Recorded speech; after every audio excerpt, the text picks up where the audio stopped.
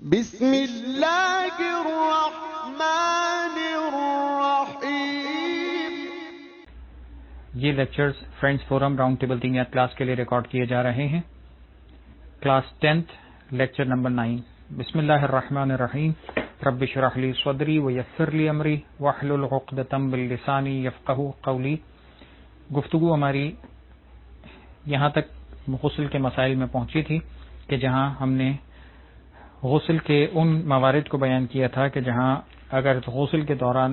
حدث اصغر سرزد ہو جائے تو کیا حکم ہوتا ہے، اس کی تفصیل آپ کی خدمت میں بیان کی۔ اب مسئلہ نمبر 387 ہمارے سلیبس کا اگلا مسئلہ، جس شخص پر کئی غسل واجب ہوں وہ ان سب کی نیت کر کے ایک غسل کر سکتا ہے۔ یعنی اگر کئی غسل واجب ہیں تو ان تمام کی نیت کر کے ایک غسل اگر کوئی انسان انجام دیتا ہے تو کافی ہے، دوبارہ الگ الگ غسل کرنے کی ضرورت نہیں ہے۔ بلکہ یہ فرماتے ہیں اور ظاہر یہ ہے کہ اگر ان میں سے کسی ایک مخصوص غسل کا قصد کرے تو وہ باقی غسلوں کے لیے بھی کافی ہے۔ آسانی فرماتے ہیں اگر مثال کے طور پر 2-3 طرح کے غسل اس پر واجب ہوئے تھے اور وہ اگر سب کی نیت کرے تب تو بہترین ہے، سب کی نیت سے ایک ہی غسل کافی ہو جائے گا، اور اگر ان میں سے کسی ایک کی نیت کا غسل کرتا ہے اور باقی کی نیت نہیں بھی کرتا تو بھی کہتے ہیں کہ باقی غسلوں کے لیے بھی کافی ہے، اب الگ سے اسے دوسرے غسل انجام دینے کی ضرورت نہیں ہے، یہ اس کے لیے کافی ہو جائے گا کہ وہ ان تمام غسلوں کو اب بری الذمہ ان تمام غسلوں سے اپنے آپ کو سمجھ سکتا ہے۔ اگلا مسئلہ ہے مسئلہ نمبر 389، جس میں فرماتے ہیں کہ جس شخص نے غسل جنابت کیا ہو ضروری ہے کہ نماز کے لیے وضو نہ کرے۔ غسل جنابت جس انسان نے کیا ہے، غسل جنابت کے بعد کا ایک حکم یہ ہے کہ غسل جنابت کے بعد انسان چونکہ طہارت کی حالت میں ہوتا ہے، طہارت کے عالم میں ہوتا ہے، تو ایسی صورتحال میں اس کے لیے اب نماز کے لیے جو طہارت ضروری تھی وہ اسے پہلے ہی حاصل ہو گئی۔ جب وہ طہارت پہلے ہی حاصل ہو چکی ہے تو اب اس کے لیے مزید وضو کر کے جو طہارت حاصل کرنے کی ضرورت تھی وہ ضرورت ہی باقی نہیں رہی۔ ضرورت باقی نہیں رہی تو اب اس کے لیے ضروری ہے کہ اب نماز کے لیے وہ غسل نہیں کرے گا۔ ٹھیک ہے، تو یہ ذہن میں رکھیے گا، یہ ایک اسپیسیفک مسئلہ ہے کہ جہاں پر غسل جنابت کے بعد نماز کے لیے نماز کی نیت سے وضو نہیں کیا جا سکتا۔ ٹھیک ہے، یہاں پر ہمارے غسل کے احکامات مکمل ہوتے ہیں۔ اب ہمارا ایک نیا چیپٹر شروع ہوتا ہے، نئے چیپٹر کا آغاز کریں گے اور وہ ان تمام چیزوں سے تھوڑا سا ڈیفرنٹ ہے، یعنی جو طہارت کے مسائل ہم پڑھ لیتے ہیں طہارت سے ہٹ کر ایک چیپٹر ہے نگاہ ڈالنے کے احکام۔ نگاہ ڈالنے کے احکام میں یہ چیز ذہن میں رکھیے کہ جو تفصیلات ظاہر ہے کہ کچھ چیزیں ہم یقیناً پڑھیں گے یہاں پر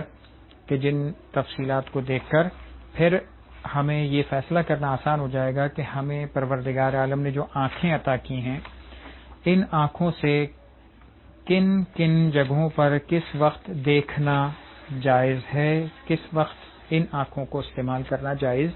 نہیں ہے۔ اس کے اندر ظاہر تفصیلات آئیں گی، لیکن ایک تمہیدی طور پر یہ نقطہ ہمارے ذہنوں میں رہنا چاہیے جب ہم اس کا سب سے پہلا نمبر مسئلہ پڑھیں گے۔ مسئلہ نمبر 2397 پیج نمبر 369 پر توضیح المسائل کے یہ مسئلہ موجود ہے، نگاہ ڈالنے کے احکام۔ میں سب سے پہلے چند جملے آپ کے سامنے اس مسئلے کے پڑھ دیتا ہوں تاکہ پھر ہمیں آپ کو یہ مسئلہ بھی ڈھونڈ کر آپ نکال لیجئے پیج نمبر 369 پر 2397، اور تاکہ آپ کے ذہن میں یہ بات بھی واضح ہو جائے کہ ہم کس طرح کے مسائل کا پڑھنے کا آغاز کر رہے ہیں۔ سب سے پہلی بات جو فرما رہے ہیں کہ مرد کے لیے نامحرم عورتوں کا جسم دیکھنا اور اسی طرح ان کے بالوں کو دیکھنا خواہ لذت کے ارادے سے ہو یا اس کے بغیر حرام میں مبتلا ہونے کا خوف ہو یا نہ ہو، حرام ہے۔ یہ ایک کلیہ آپ ذہن میں رکھیے۔ اب اسی کی تفصیلات یہ دیکھ رہے ہیں آپ کے بڑا مسئلہ ہے اور اس کے اندر کچھ تفصیلات بھی بیان ہوئی ہیں کہ کن صورتوں میں کیا احکامات آئیں گے، لیکن ایک عمومی طور پہ ایک بات ذہن میں رکھیے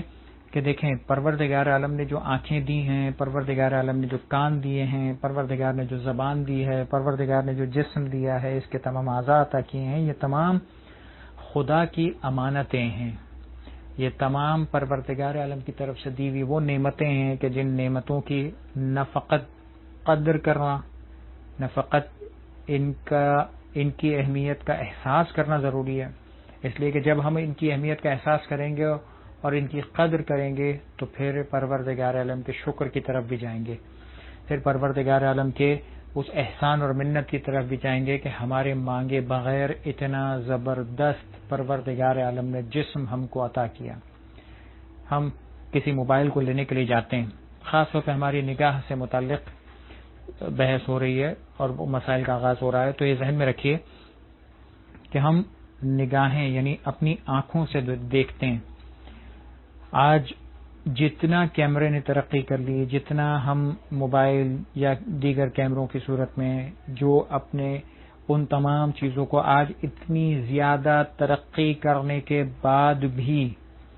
ایک کیمرہ خریدنے جاتے ہیں، اس کو استعمال کرتے ہیں، اس کے لینسز خریدتے ہیں، اس کے لیے فلاں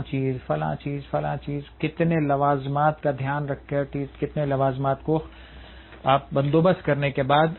آپ پھر یہ دیکھتے ہیں کہ آپ کا جو کیمرہ ہے وہ کتنے میگا پکسلز کو کیپچر کر سکتا ہے، کتنا وہ میگا پکسلز آپ کے ایکوریٹ دکھا سکتا ہے۔ پھر آپ اس کی لینس کے بارے میں دیکھتے ہیں، آپ پھر اس کی پکچر کوالٹی ان تمام چیزوں کے اعتبار سے ڈیسائیڈ کرتے ہیں، پھر آپ یہ دیکھتے ہیں کہ وہ ویڈیو کس کنفیگریشن میں بنا رہا ہے، پھر فلاں 50,000 چیزیں ہیں جو کچھ آپ نے سنی ہوں گی، کچھ نہیں بھی سنی ہوں گی، لیکن یہ ہمیشہ ذہن میں رکھیے کہ یہ وہ کیمرہ یا کیمرے کی آنکھ ہے کہ جو انسان نے اتنی ترقی کرنے کے بعد بنائی، اور جس بنانے کے بعد بھی اب بھی انسان کے پاس وہ کیمرے ہونے کے باوجود اتنی محتاجی ہوتی ہے کہ ان تمام چیزوں سے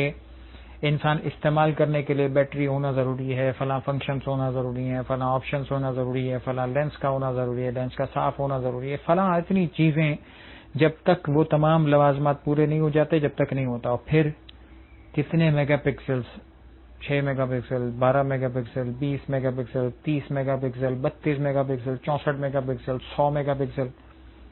آج اتنی ترقی ہونے کے بعد بھی کہاں تک پہنچ گیا انسان؟ ایک حد ہے نا کہ جہاں پر انسان آ کر رک گیا ہے، لیکن یہ جو آنکھ ہے، کبھی غور کیجئے،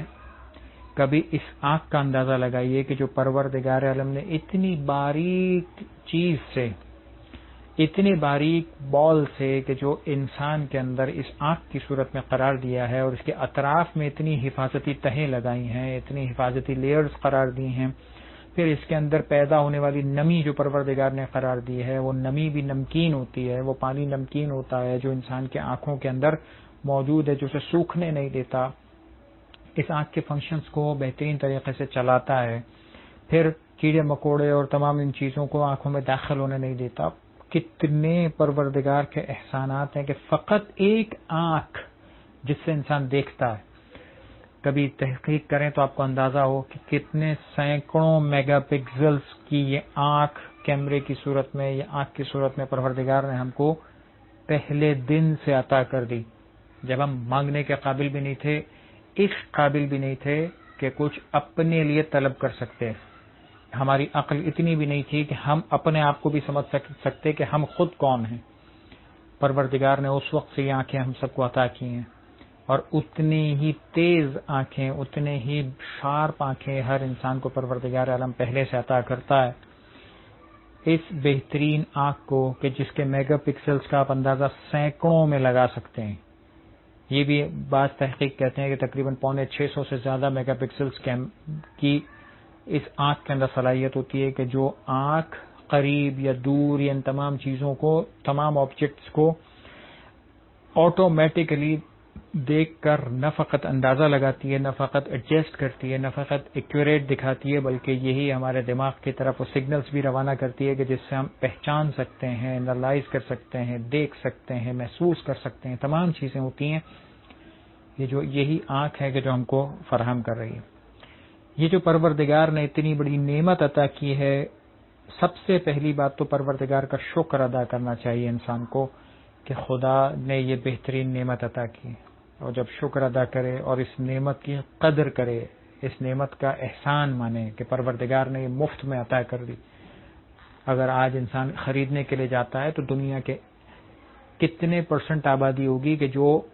اتنے میگا پکسل کیمرے کو اگر خریدنا چاہے تو پیسہ دے کر بھی نہیں خرید سکتے. یہ تو دور کی بات کہ انسان کے بس میں ہو. دوسری بات، کیا اتنی میگا پکسل کی وہ کیمرے اگر خرید بھی لیے جائیں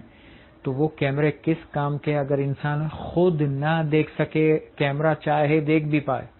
تو خود نہ دیکھ سکے تو کس کام کا وہ کیمرہ؟ پروردگار عالم نے یہ آنکھیں ہم سب کو عطا کی، اور انسان سے جب یہ تمام، ہم چونکہ نگاہ ڈالنے کے احکام پڑھ رہے ہیں اور اس کے علاوہ ہم بات نہیں کر رہے، ہر نعمت، چاہے وہ آنکھ ہو، چاہے وہ کان ہو جس سے ہم سنتے ہیں، جو ہاتھ ہوں جس سے ہم محسوس بھی کرتے ہیں، کام بھی کرتے ہیں، تمام چیزیں، تمام امور انجام دیتے ہیں، ہمارے پیر ہوں کہ جس کے ذریعے سے ہم کتنی ہی ان زندگی کی لذتوں کو اٹھانے کے لیے قدم اٹھاتے ہیں جو ان پیروں کے ذریعے سے ممکن ہے. جس کے پاس نہیں ہوتے اسے قدر ہے، جس کے پاس نہیں ہوتا ہے اسے احساس ہوتا ہے کہ یہ پاؤں کتنی بڑی نعمت ہے. ایک لمحے کے لیے جب یہ پیر سن ہو جاتا ہے اور انسان اٹھ کر گر پڑتا ہے تب احساس ہوتا ہے کہ اگر یہ پاؤں نہ ہوتے تو کیا ہوتا. ایک لمحے کے لیے جب انسان کا ہاتھ سن ہو جاتا ہے اور ہاتھ اپنے کنٹرول سے باہر ہو جاتا ہے تب احساس ہوتا ہے کہ یہ ہاتھ کیا قیمت رکھتا ہے. آنکھیں ایک مرتبہ اگر کوئی ہاتھ رکھ دے اور نظر آنا بند ہو جائے یا آنکھ پہ پٹی باندھ دی جائے تب احساس ہوتا ہے کہ یہ آنکھیں نہیں ہوں تو انسان کی زندگی میں کتنا اندھیرا آ جائے. یہ پروردگار کی نعمتیں ہیں کہ جس کا نہ فقط احساس کرنا چاہیے بلکہ اسے جب پروردگار نے عطا کیا ہے تو اس سے متعلق قانون بھی بیان کیا ہے. اس سے متعلق پروردگار عالم نے کچھ ذمہ داری بھی لگائی ہے کہ یہ آنکھ ہر چیز دیکھنے کے لیے نہیں ہے. کچھ چیزیں ایسی بھی ہیں کہ جنہیں پروردگار چاہتا ہے کہ ان آنکھوں سے اس کی طرف نگاہ نہ کی جائے. بس توجہ رہنا چاہیے کہ وہ کون سی چیزیں ہیں کہ جنہیں پروردگار کہتا ہے کہ نہ دیکھو. کیا وہ دنیا کی آدھی نعمتیں ہیں کہ جو پروردگار نے کہیں کہ نہیں دیکھ سکتے ہیں؟ کیا دنیا کی اکثر نعمتیں ہیں کہ جو پروردگار نے کہا نہیں دیکھ سکتے؟ نہیں. جن کو دیکھنے سے منع کیا ہے وہ بھی انسان کے فائدے کے لیے، اور وہ بھی ایک حصہ ہے کہ جس دنیا میں انسان کے لیے جو چیزیں دیکھنے سے اس کے ایمان پر اثر پڑتا ہے، اس کے کردار پہ اثر پڑتا ہے، اس کی زندگی پر اثر پڑتا ہے اور اسے خود نقصان ہوتا ہے. پروردگار نے کہا اسے نہ دیکھو، اسے دیکھنا حرام ہے.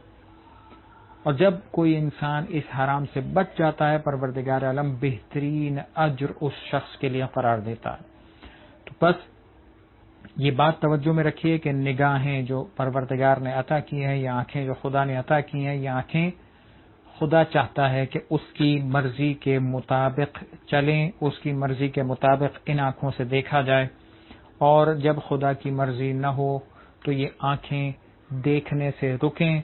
ان آنکھوں کو بند کیا جائے، ان آنکھوں پر ہاتھ رکھا جائے تاکہ یہ احساس ہو کہ یہ خدا کی دی ہوئی امانت ہے، ہماری اپنی مرضی اور طاقت کی چیز نہیں ہے. یہ نگاہ ڈالنے کا احکام اسی بات کی طرف اشارہ ہے کہ کون سی چیز، کون سی جگہ، کن افراد کو کن مقامات پر کس نیت سے دیکھنا جائز ہے، دیکھنا جائز نہیں ہے. یہ آنکھوں کے احکام یا نگاہ ڈالنے کے احکام ہم پڑھنا شروع کر رہے ہیں. سب سے پہلے آج کی حد تک یہ ابتدائی 2 جملے ہی کہ مرد کے لیے نامحرم عورتوں کا جسم دیکھنا. نامحرم کی تفصیلات نیکسٹ لیکچر میں، لیکن مرد کے لیے نامحرم عورتوں کا جسم دیکھنا، جسم کے اندر وہ تمام جسم آ گیا جس سے پردہ، جس میں عورت کو کہا گیا ہے کہ اس میں پردہ کرنا ضروری ہے. اسی طرح ان کے بالوں کو دیکھنا، عورت سے کہا گیا ہے کہ اس بالوں کا پردہ کرے. بس ان تمام کو دیکھنا خواہ لذت کے ارادے سے ہو یا اس کے بغیر، حرام میں مبتلا ہونے کا خوف ہو یا نہ ہو، حرام ہے.